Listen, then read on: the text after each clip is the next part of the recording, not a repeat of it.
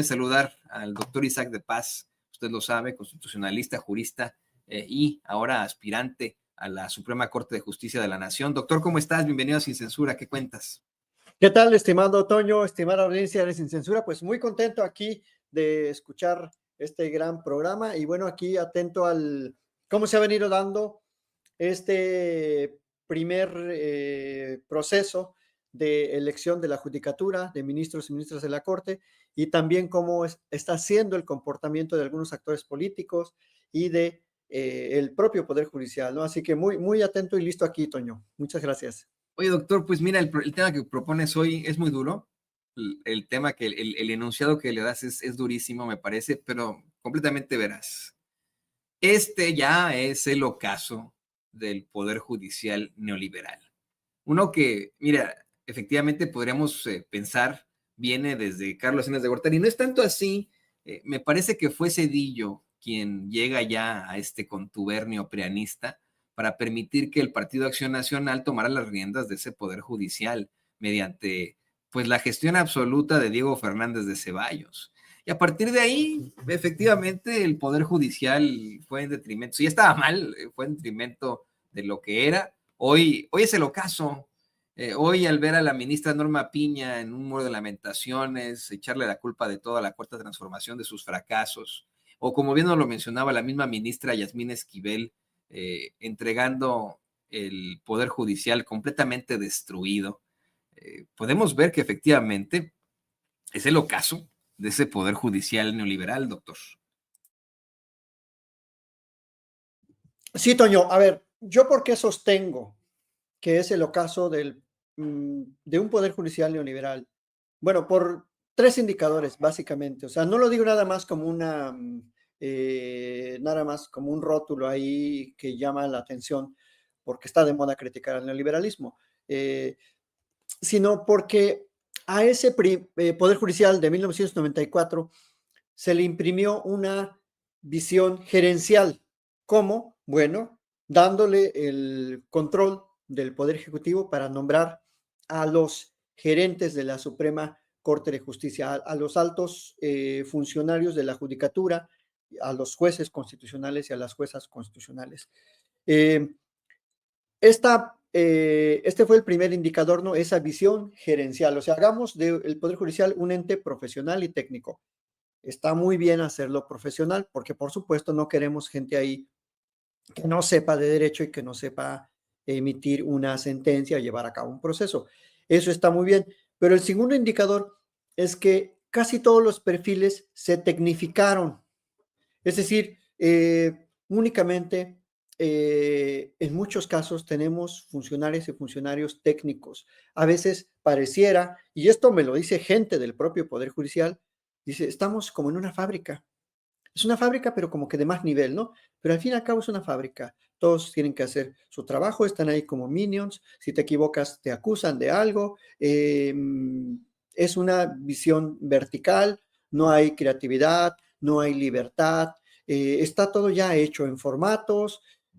Cada quien hace su chamba, el actuario, los oficiales judiciales, los de la oficialidad de partes, secretarías, proyectistas, el juez llega tarde, se va temprano, es decir, es el jefe, no es el mero, el que dirige todo ahí con un mínimo esfuerzo. A veces hay que hacerle también la tarea de sus cursos que toma. Entonces, se vuelve esto una visión, te digo, tecnocrática.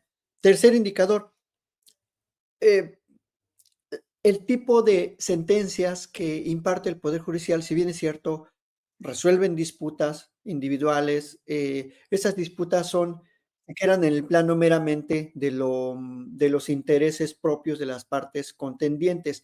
Hay muy pocas sentencias con una visión de justicia social o de calado social. Y esto tiene que ver con limitar el Poder Judicial a resolver precisamente temas particulares sin tener una visión de fondo, ¿no? De los problemas y los graves problemas sociales. Y esto se ha estudiado muchísimo, ¿no? Cómo la Corte se ha convertido en un tribunal de legalidad y en un tribunal politizado, más que en un tribunal de verdadera justicia y justicia social, con intereses y fines colectivos, ¿no? Que busque el bien común. porque para eso se creó el Estado y las instituciones del Estado.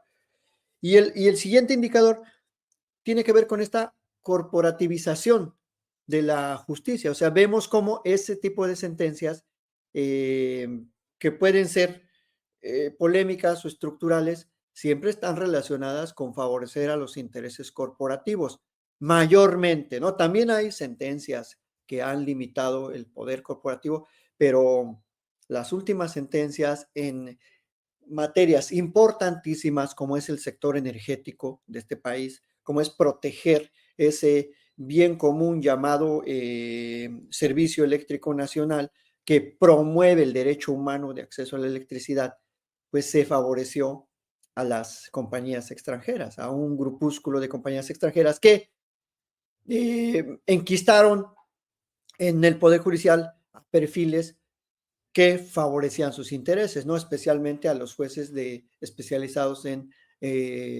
competencia económica.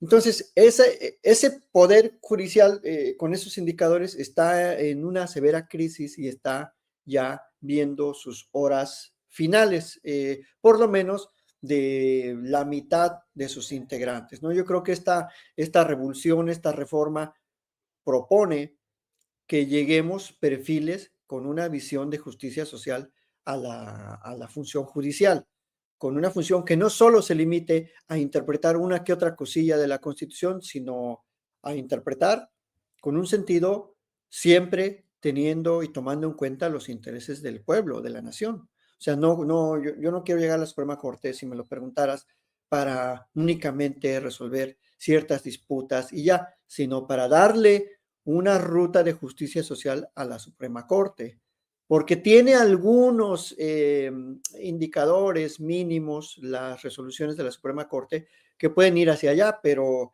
necesitamos construir un verdadero camino, una brecha de justicia social a través de la jurisprudencia de la Suprema Corte. Y eso, sinceramente, no ha pasado. Al contrario, se ha bifurcado el camino de la Suprema Corte con el camino de la justicia social. Se van por líneas separadas y eso es lo que ya no queremos. Por eso creo que estamos viendo sus horas finales con un final pues muy triste, desolado, ministros y ministras ahí en su informe que vimos las notas de esta semana, un informe pues desangelado totalmente. Y también creo que este ocaso tiene que ver con esa visión tecnocrática individualista que imperó dentro del Poder Judicial en los últimos 30 años, que fíjate, yo me dio mucha tristeza ver que cómo al no lograr derribar la propia Constitución, la soberanía popular o la reforma constitucional, eh, se plegaron hacia sí mismos, ¿no? Muchos personajes dentro de la judicatura y dejaron solos a sus ministros y ministras. Ya lo vimos en la última reunión de Asociación Nacional de Jueces, Juezas y Magistrados y en el informe, o sea, como que dijeron, bueno, no nos cumplieron, pues ahora los abandonamos. O sea, ese es un individualismo exacerbado cuando debiera prevalecer la institucionalidad, es decir, yo puedo estar en contra de lo que opine mi jefe o mi jefa en donde trabajo, pero vamos, la visión más importante cuando uno está en un trabajo es el objetivo de la institución para la que uno trabaja y eso debe estar encima de las diferencias personales o los egoísmos o los egos o las visiones particulares que uno tenga.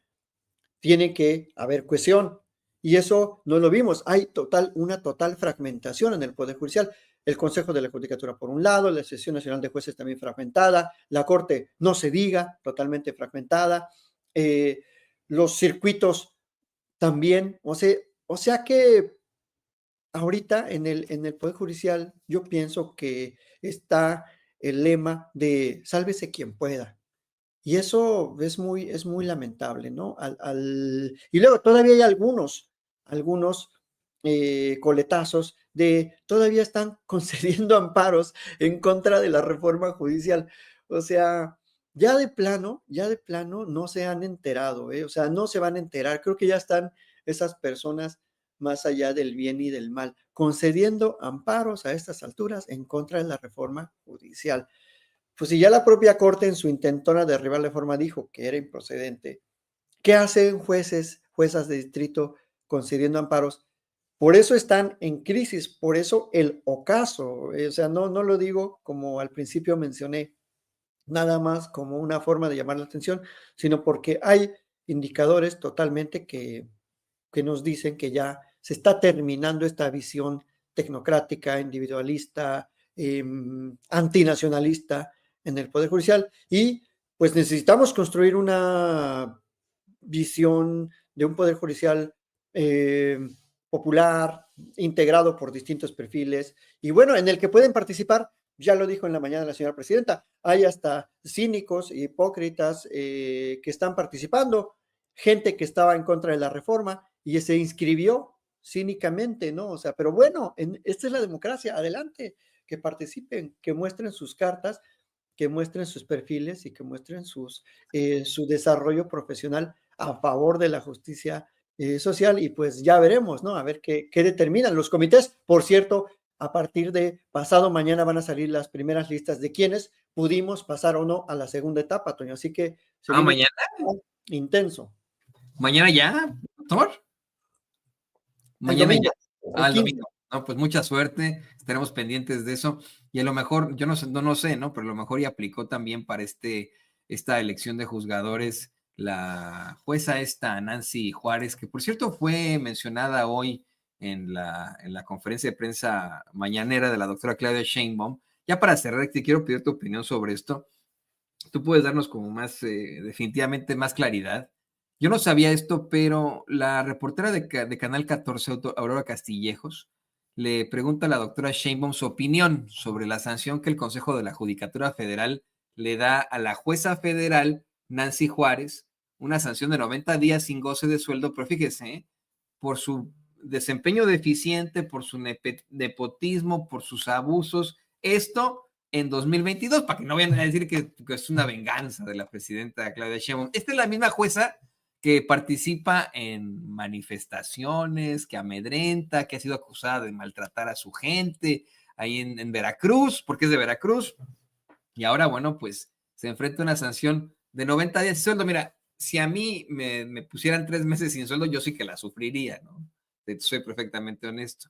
Pero ¿qué no debería enfrentar otro tipo de sanciones este tipo de personajes, doctor? ¿Qué no deberían, vamos, tú eres el que sabe de esto, tú eres el jurista, pero no el Consejo de la Judicatura, más bien debería separarla del cargo ante tanta chingadera? Pues, mira, Toño, existe en materia de procedimientos sancionadores o de sanciones la proporcionalidad.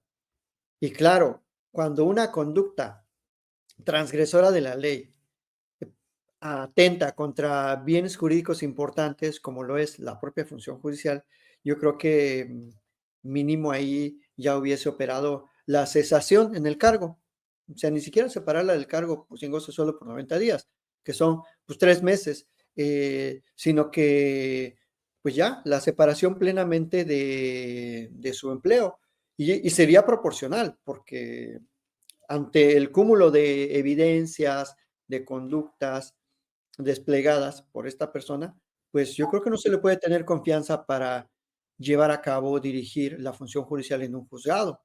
O sea, sobre todo si viene ya de tiempo. Y esto es lo que pretende la reforma modificar, ¿no? Que haya un verdadero tribunal de disciplina judicial que de verdad sancione como a todos, ¿eh? A ver, si a mí en la universidad, si yo, por ejemplo, maltrato a un estudiante, así te lo platico, mínimo, no sé, yo creo que la mínima es que me corren de la universidad, o sea, así sea muy investigadora, así sea muy constitucionalista, no hay, aquí no hay amistades, ¿no? En el caso de las facultades que uno puede desarrollar o no dentro de su función. O sea, la ley es dura, ¿no? Como dice, dura lex et lex, pero tenemos que este tipo de funcionarios en el Poder Judicial hacen una cosa y otra, y, 3 meses sin goce de sueldo. Te cambiamos de inscripción para que ya no hagas tus fregaderas en Tuxtla Gutiérrez, vete a Tamaulipas, o no, pues vete a Tijuana, no, te vamos a castigar mandándote a la frontera ahí para que te vayas a San Diego a comprar tus triques. O sea, La verdad que a veces es sumamente ridículo, ¿no? O viceversa, de Tijuana, te agarramos aquí con unos triquiñuelas de dinero de procedencia ilícita, pues vete a Torreón, ahora vete a Zacatecas, allá, que nadie te vea.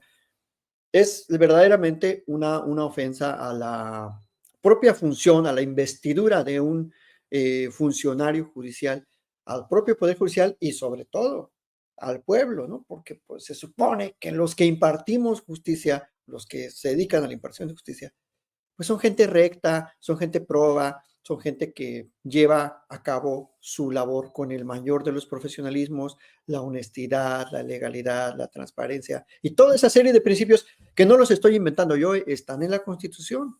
O sea, y sí es bastante preocupante que en este periodo de 30 años del Poder Judicial neoliberal, pues vimos muy pocas sanciones, muy pocos procedimientos, siendo que hay un gran número, ya ahora lo vimos, socialmente ya se conoció, alrededor siempre hubo de entre 1,100, 1,500, 1,600 juzgadoras y juzgadores, ¿no? Entre magistrados y gente de los juzgados de distrito, y pues no vimos grandes sanciones, o sea, vimos cambios de descripción, vimos amonestaciones, vimos multas, la que tú mencionas, como esta contra la jueza, precisamente la jueza que otorgó los primeros amparos y que se aventaron ese tipo de locuacidades.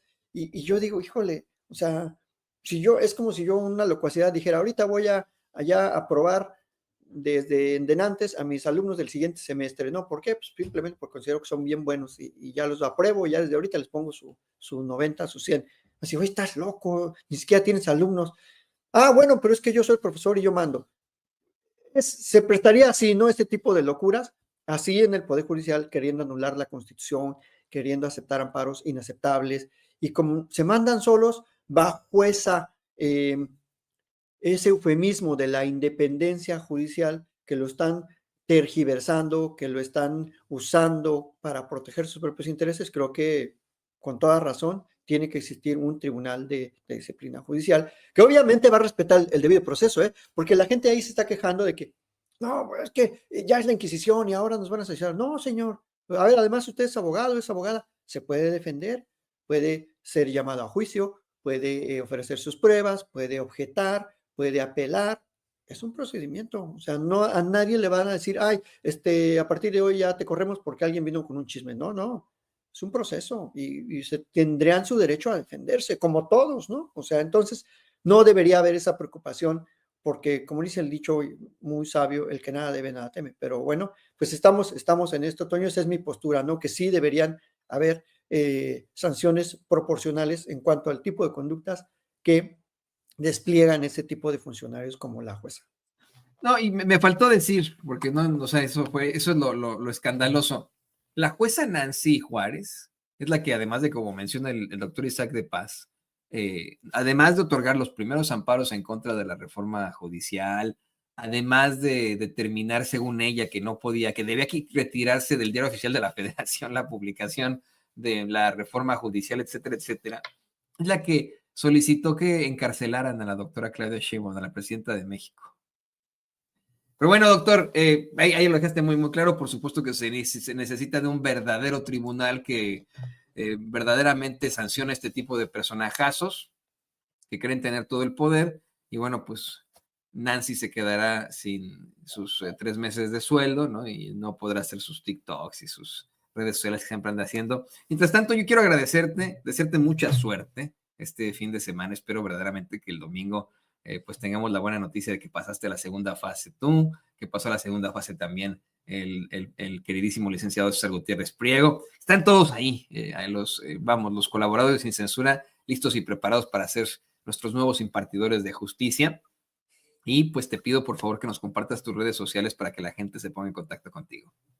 Sí, muchísimas gracias, Toño. Esperemos que los comités hagan una valoración integral, que seguramente lo harán, y pues pasemos a esta segunda fase, los perfiles que tenemos una visión muy sentida de la justicia social que este país necesita. Síganme, por favor, en X o Twitter, Isaac de Paz González, @Isaac de Paz con Z y K, y en mi YouTube, Isaac de Paz González. Muchísimas gracias, Toño. Muchas gracias a la audiencia, a todo el equipo de Sin Censura, al buen Vicente, y bueno, pues aquí seguimos atentos a el acontecer constitucional de este país. Gracias.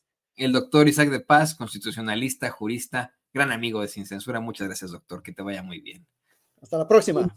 Hasta la próxima. Y bueno,